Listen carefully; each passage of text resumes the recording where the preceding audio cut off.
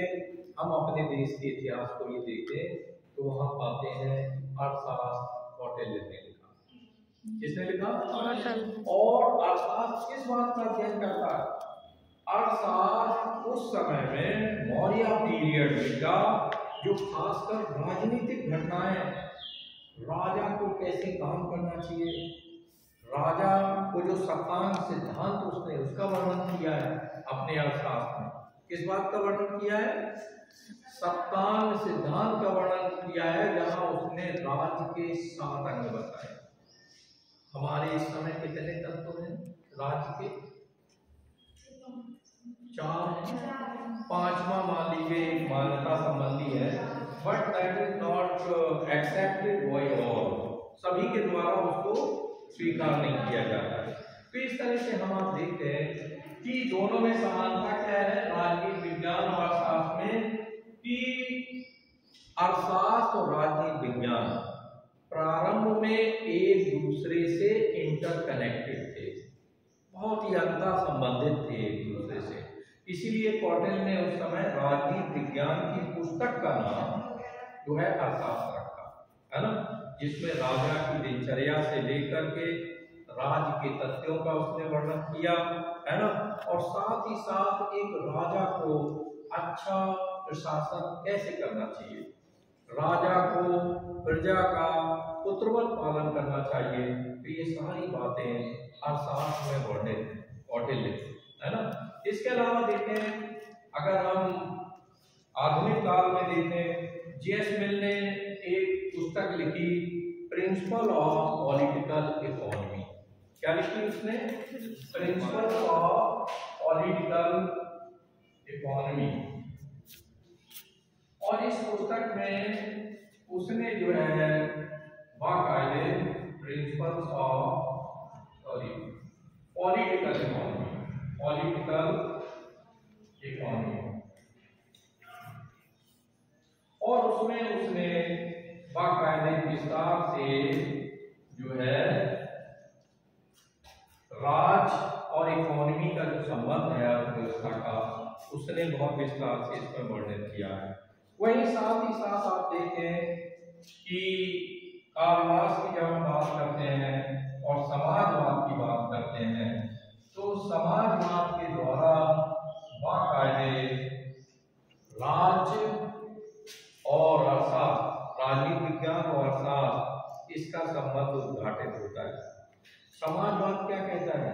समाजवाद ये कहता है कि राज्य के जो भी संसाधन है ना, उन सभी पर सभी का अधिकार है ना, यानी राइट ऑफ ऑल, सभी का राइट होना चाहिए कि वो राज्य के संसाधनों पर बराबर से कब्जा करें।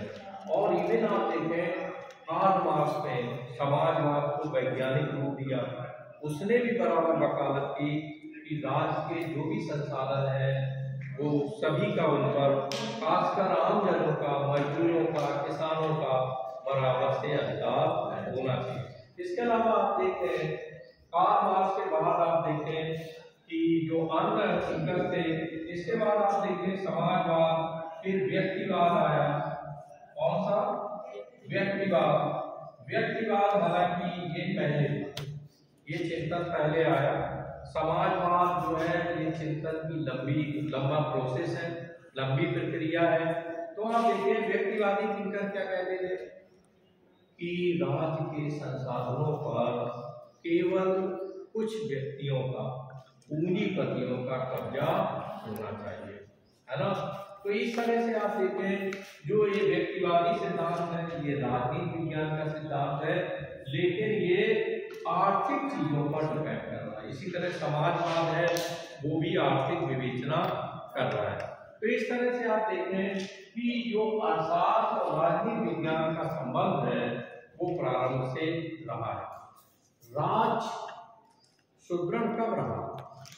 राज सुदृढ़ तब रहा है जब उसकी अर्थव्यवस्था, उसकी आर्थिक क्रियाएं मजबूत रही।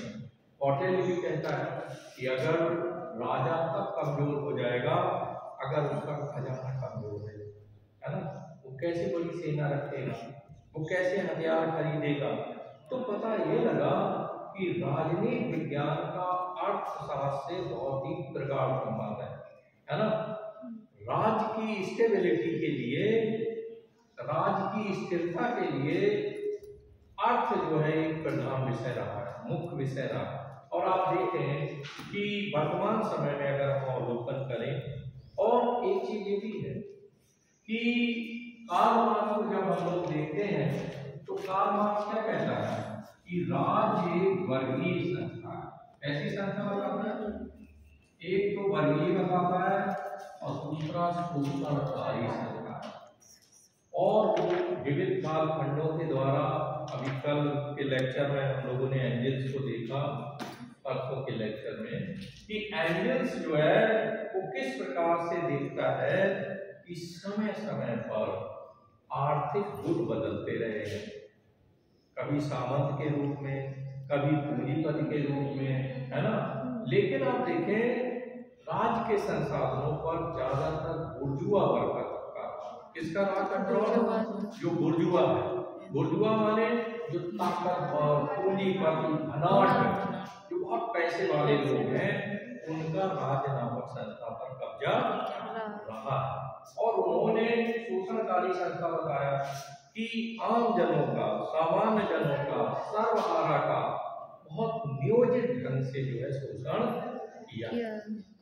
अगर हम वर्तमान पॉलिटिक्स में भी देखें, विपक्ष आरोप लगा रहा है सत्ता पक्ष पर कि आखिर परम आदरणीय मोदी जी का अडानी से क्या संबंध है, और क्यों नहीं उस पर जांच बिठाते हैं। जब हम छोटी छोटी चीजों पे जांच बिठा दे रहे हैं तो अडानी पर क्यों नहीं जांच बिठाते, वाई, है ना।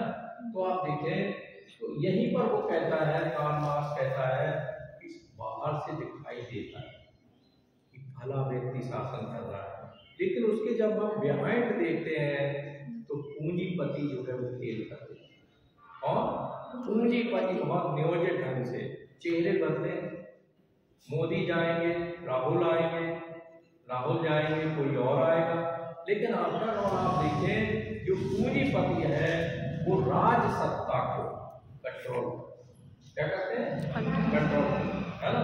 तो आप देखें अब अंतर अगर दोनों में पाते हैं तो अर्थशास्त्र का विषय क्षेत्र आर्थिक परिघटनाओं का वर्णन करना है, जो आर्थिक चीजें, आर्थिक निर्णय हो रहे हैं उनका अध्ययन करना है। वही राजनीतिक विज्ञान जो है वो राजनीतिक विषयों से संबंधित है ना। लेकिन दोनों में बहुत गहरा संबंध है। हम इग्नोर नहीं कर सकते कि अगर ये राज नामक संस्था है, अगर इसमें अर्थ को अगर हम निकालते हैं तो इनफैक्ट जो है राज सत्ता कमजोर हो जाएगी। ठीक है, तो कल हम दूसरे विषयों के साथ अंतर संबंध का अध्ययन करेंगे।